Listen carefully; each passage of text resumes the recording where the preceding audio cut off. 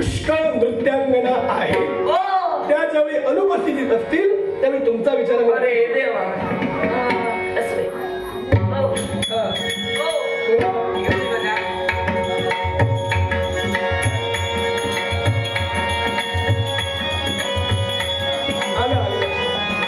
आलं लक्षात. बरं झालं. पण खरं सांगू का, एवढ्या तारुण्यात अशी वाईट वेळ कुणावर येऊ जी तुमच्यावर आहे. माझ्यावर एवढ्या तरुणपणात तुम्हाला नेत्रविकार झालाय. काही काळजी करू नका.